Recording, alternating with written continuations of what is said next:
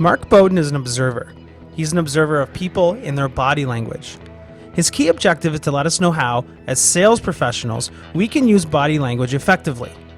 Bowden is of the opinion that if our nonverbal communication during a sales process is correct, then people will trust us and what we say instantly, and attach these feelings of trust to our company, our product, and our brand. Join us for the next 10 minutes to find out how we can use our body to communicate and connect with our customer without saying a word. First impressions. Nonverbal communication has an immediate effect. It's primitive. We don't look at someone and then later consider the meaning of his body language. We interpret it in the present and, in most cases, with a greater emphasis than any words used. This all goes back to our primitive reptilian brain, which instantly decides whether an unknown body is either friend, foe, or can be ignored. Bowden tells us that the default category into which we place others is the ignore category, and that, unfortunately, is where others will place us, too. What we need to do is use our body language to shift this impression to friend, and avoid being seen as the enemy, or perhaps even worse, dull. So, how do we do it? We use the truth plane. The truth plane. Bowden points out that the underlying objective of any type of communication, verbal or otherwise, is to be recognized as non-confrontational, open, available, and sympathetic to others. Whether it's a client at a presentation or it's a customer browsing in a store, they're not looking for someone to put them down. They're looking for someone to help. Someone who appears calm, collected, controlled, and friendly. This is Bowden's truth plane. Imagine there's an invisible line, or plane, dividing you in half, horizontal across your navel. By gesturing in this area, the truth plane, Bowden assures that we'll not only project trustworthy signals, but also feel the sensation of level-headedness, balance, and abundant energy. Why? Bowden tells us that your physical center of gravity is located just a few fingers width below your belly button. This is a specific location at which the whole system's mass behaves as if it were concentrated. That same area is also linked directly with your adrenal glands, which are hormonally responsible for the extreme stress response of fight or flight. At a more physical level, the truth plane is also where our body is most vulnerable, just beneath the rib cage. Going about our work, we constantly avoid exposing this area to threat or attack, and therein lies the crucial point. If we draw attention to and expose our weakest point, we are clearly indicating we are open and friendly, just like a dog rolling over to get its tummy tickled. Bowden suggests that being able to understand the intentions of other people is an extremely important skill for humans in our social interactions. For communication to succeed, both individuals sending the message and the individual receiving it must recognize the significance of the sender's signal. When our hands gesture within the truth plane, an energized, calm, confident, and balanced effect is felt by both the communicator and the receiver. He suggests the act of placing hands in the truth plane is the single most effective way for a salesperson to fight against natural stress reactions. It sends a clear signal to potential customers that there's no problem and everyone can be confident. It says to the buyer that you do not pose a threat. It creates an environment that invites engagement and dialogue. The door plane. Bowden also introduces us to another postural plane. Imagine a door frame. Now, position your center of gravity so you're standing exactly in the middle of the frame, not behind the door or in front of the door. Now you are balanced in what Bowden calls the door plane. If we move our balance in front of the door plane, we come across as aggressive and domineering. If we stand behind the door plane, we'll be interpreted as timid and submissive.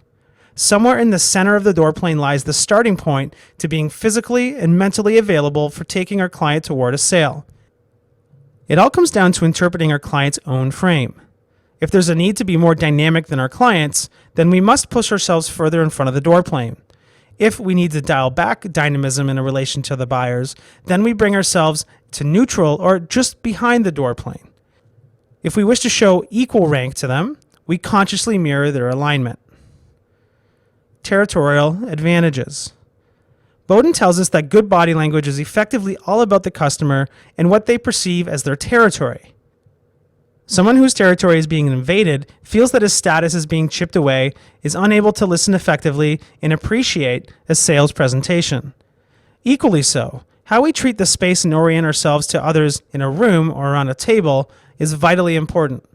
The objective is to ensure others feel comfortable about their own status or rank within the territory. Physical barriers that block us from our clients will also block our ability to use the truth plane in getting into the friend category. In these circumstances, we should consider moving away from furniture into more open space in order to show our openness.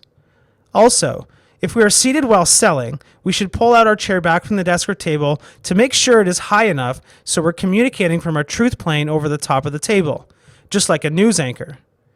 Bowden tells us that the further we are from our client, the less social, personal, or intimate an effect we're able to have on them.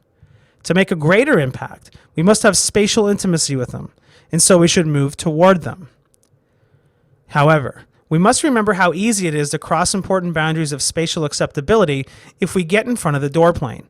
We run the risk of intimidating customers and lowering their status by moving too close into their territory or by towering over them. Giving the upper hand. Bowden suggests that shaking hands is one way to instantly overcome the risk of status lowering. He claims the secret of a great handshake is to give the upper hand. It is frequently recognized that an effective handshake should always make good full contact, palm to palm, and the hand should be angled slightly from the vertical. It's easy to see why. Extend your arm as if you're shaking a hand and make sure your wrist is vertically aligned. Slightly uncomfortable, isn't it? Now turn your wrist so it's at an angle of 10 degrees off the vertical, palm facing down. More comfortable? Now consider where the other party's hand is. Less comfortable and natural. You have taken the upper hand. Bowden suggests that when we have the upper hand in a handshake, we put the other party at a physical disadvantage. We have one-upped him, lowering his status, and now he may be fleeing from us or fighting us. But there's more. If we push our upper hand, along with our colleague's hand, closer toward his truth plane, the person will become more passive. His unconscious mind knows he has been compromised, and it will wait for further instructions from the higher status individual, you, in this case. Of course, knowing this technique, we can use the opposite version to boost the other person's status. Doing so instantly raises their engagement because of the sheer unconscious pleasure it gives. We've conceded for positive effect. Inside the enemy's tent. Whether you're a tech geek selling a product or service to a firm of suits, or a junior salesperson on a call with your seniors, or a young female presenting to a room of middle-aged males, you are likely to find yourself inside the enemy's tent. The challenge here is to ensure that you can assume the necessary status to hold your own and to progress the sale. So how can we get a handle on the culture of the tribe from the physical behavior of that group and work our way in?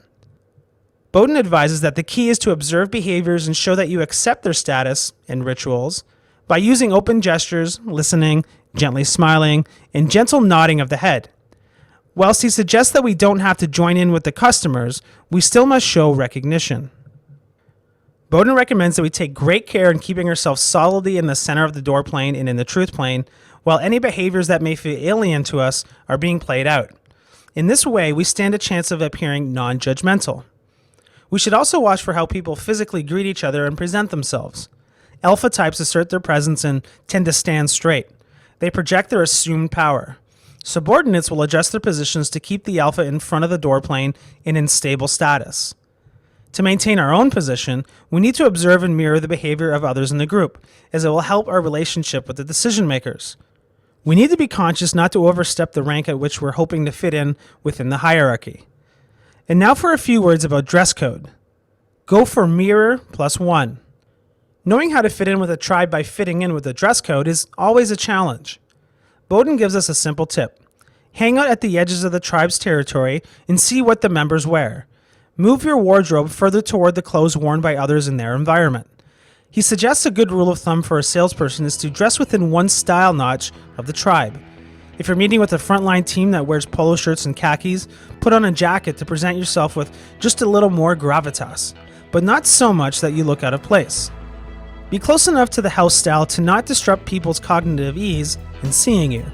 If you don't feel comfortable with wearing what they wear, or you make a mistake and show up too far removed or missing a meaningful detail, then use your body language to show acceptance of their dress and to demonstrate your ease with the situation. There's a lot of great material in Bowden's book. This short summary is a good primer, and if you like what you're learning here, we recommend, as always, that you go buy the book.